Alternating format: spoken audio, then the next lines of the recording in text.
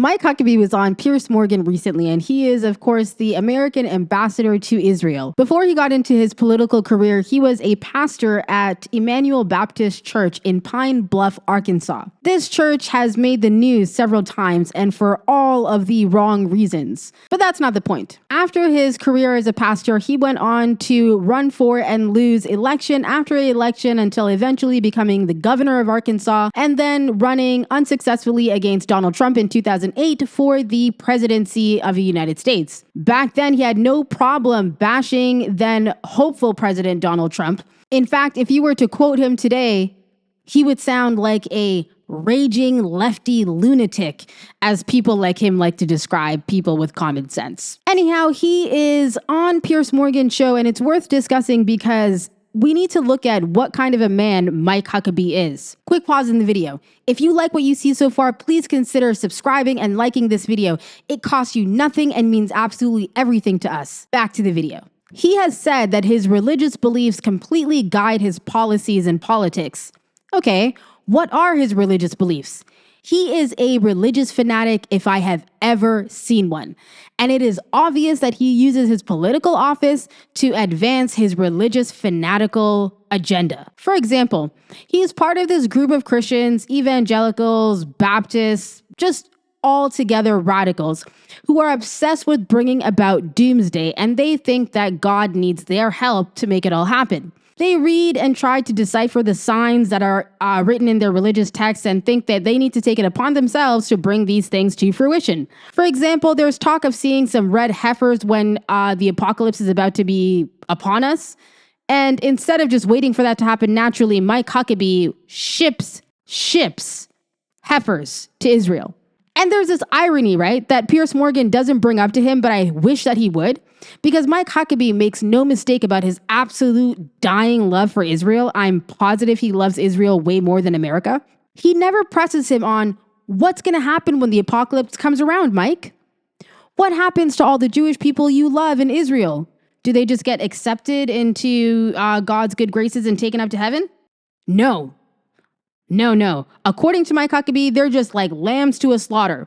Because when Judgment Day comes around, those who don't convert and accept Jesus Christ are going to be doomed to eternal damnation.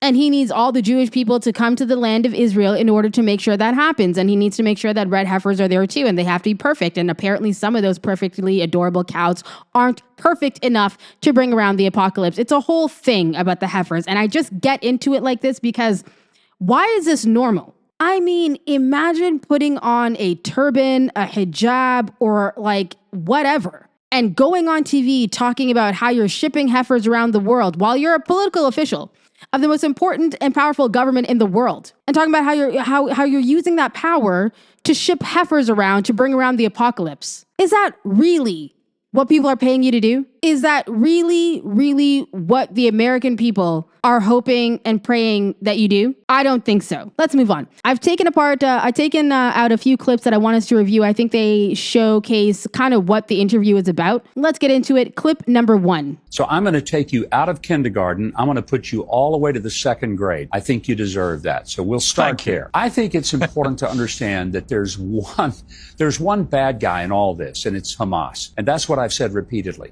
So after his little condescending joke to Piers, Huckabee wants to drive home the point that this whole thing is just black and white, okay? There's only one way to look at it. Hamas is a bad guy, Israel's a good guy, everybody go home, show's over. Except we have eyes, ears, we can read, see, hear, and what we are seeing with our own eyes through our phone daily, the things that we are reading from sources inside and outside of Palestine, from doctors who have gone there, from humanitarian organizers who have gone there, from just people who are living there, it is horrifying. And you can quibble about the terminology, about if it's a genocide, if it's not, whatever. It's absolutely a genocide, and it is horrific to see. But let's pause for a moment about Hamas is a bad guy, Israel's a good guy, and just break down that logic. Now, Hamas carried out Al-Aqsa flood attack, and I'm not going to debate that there were atrocities committed by Hamas. They killed innocent people, which is always, always wrong. What I want to talk about is the reason why they did it and why everyone is okay with the response, but not okay with the attack. Let me break that down. Israel's holding thousands of Palestinian hostages. Thousands. They kidnap them off the street. They hold them without charges. Some of these hostages are as young as 10 years old. Some of these kids are being kept in solitary confinement. It's completely illegal, and they're being kept in there for months, sometimes years at a time. And this isn't just Palestinians reporting it, for those of you who can't take Palestinians' words as truth. These are Israeli organizations from within Israel who are reporting that this is happening. There are soldier testimonials reporting that this is happening. Widespread and systematic SA of children in these facilities. And Hamas did what they did. And I'm not saying what they did was right. They committed atrocities. But they did what they did so that they can get some bargaining chips, so that they can have hostages of their own, that they can negotiate with Israel to release their hostages, so that Palestinian hostages can be released. Now, maybe you're going to say that that's wrong. And you're absolutely entitled to say that. But why is it right for Israel to do in response what they're doing? And that's Pierce's position. He constantly says Israel has a right to defend themselves. And not just that, they have a moral obligation and a duty to go and mess up these terrorists that have done this to them. Well, what is the moral obligation and duty of Hamas? And Hamas is not just a military, okay? They are the government over there. They have the military wings of Hamas, Al-Quds, the Qassam brigades, and et cetera, but Hamas is the government. So the Ministry of Education, transport, all of those people are technically also Hamas. They just work for the government. What is their responsibility to their people when they get killed, when they get kidnapped, when they get tortured, when they get held hostage? Israel has names and phrases for the disgusting things that they do to Gazans. One example is mowing the lawn. Mowing the lawn as in, I'm going to go trim a bunch of blades of grass with my lawnmower, and every blade of grass is a Palestinian life. These are their words. Every once in a while, they say that Palestinians grow like weeds. The dehumanizing language is unparalleled. They say Palestinians grow like weeds, and we have to go over there and mow the lawn. They're just talking about murdering people. So what is their duty to their people to defend themselves? Not something Piers Morgan will entertain or answer ever, because the answer that he will provide, and what everyone else who's a pro-Israel supporter will provide, is Palestinians should just take it, because to resist that is anti-Semitic. How is that not anti-Semitism? Is it just a Jewish thing to go around and do that to people? I think not. So for them to go around saying that for me to call this stuff BS is anti-Semitic, just think about what that means. Anyhow, let's get on with it. Second clip. One of the reasons that Israel stopped the just almost unlimited supply of food going in was because Hamas was profiting off of it. They made $500 million last year selling it. About 88 to 89% of the food going in has been stolen or looted. I do know firsthand that Israel has put offer after offer after offer on the table in negotiations trying to get some type of diplomatic settlement. But Hamas is not interested in that. Now, Mike Huckabee is just feeding Pierce lie after lie after lie after lie, and he's not challenging this guy at all. In fact, he looks a little uncomfortable, if I'm honest. I'm not sure what the inner workings are behind the scenes at Piers Morgan Uncensored, but I'm sure there's some kind of muzzle on him. Because you cannot have at your fingertips just a mountain of evidence and facts that can absolutely rip apart everything Mike Huckabee is saying there and just not deploy it. You're either doing that on purpose to mislead your audience, or you're just not allowed to do proper journalism and you have to resort to hack BS like this.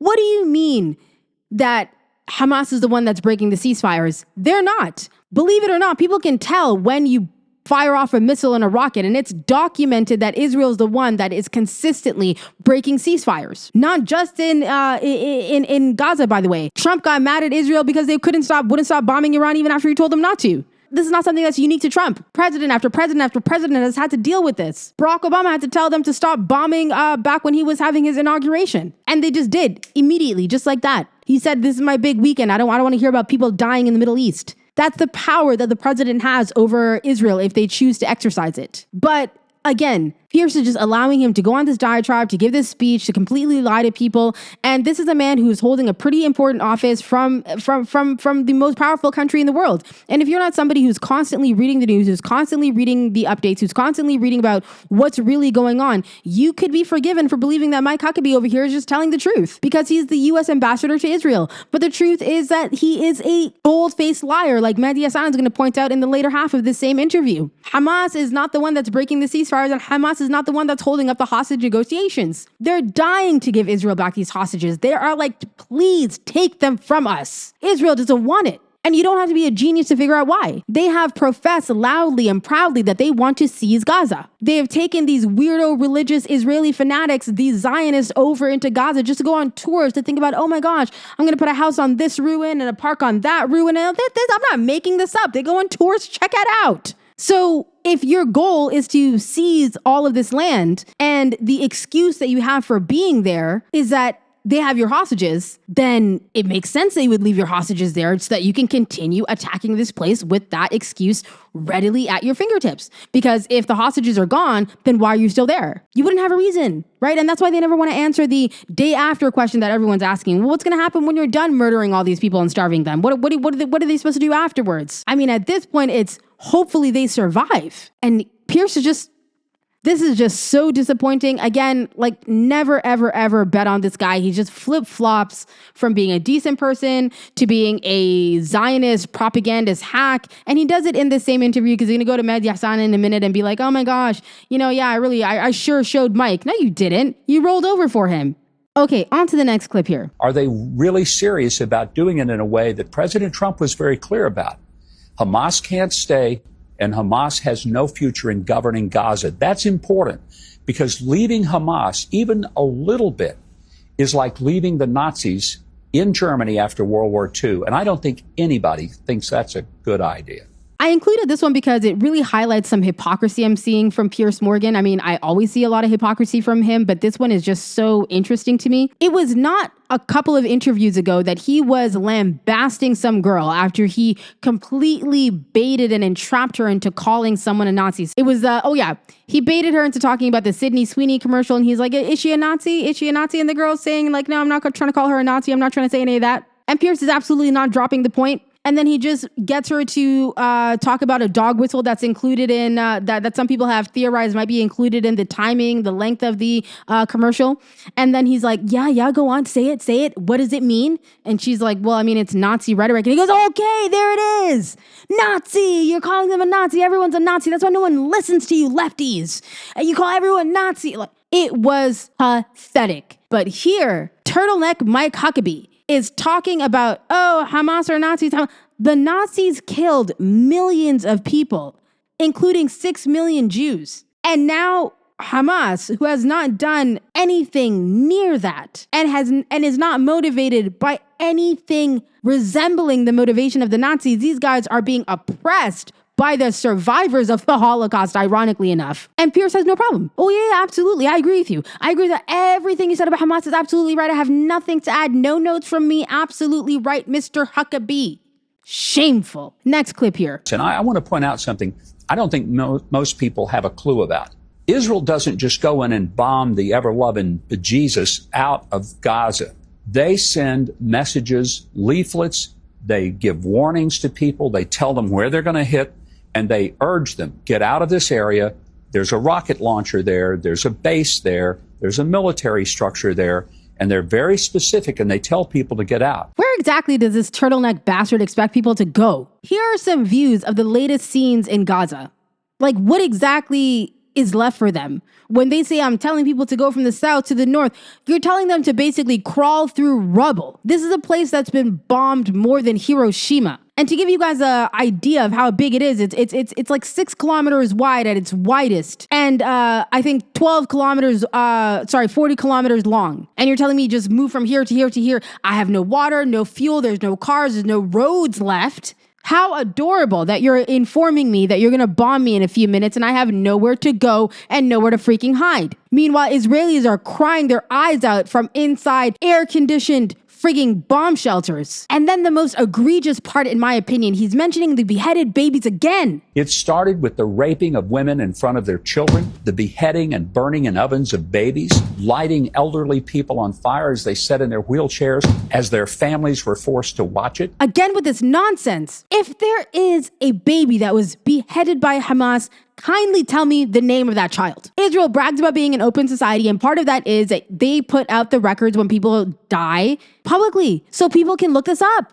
You can check the obituaries. You can check the death records. You can check the hospital records. There were no babies beheaded. Nobody put in ovens. Nothing like that. But every accusation is a confession, and this makes me sick to my stomach because I wonder what Israelis are doing to Gazans that they have this kind of imagination when they're accusing them of stuff. So far, we've seen that they're willing to starve people that are hostages, willing to essay people on camera who are hostages, willing to protest in the street for their right to do these things to hostages.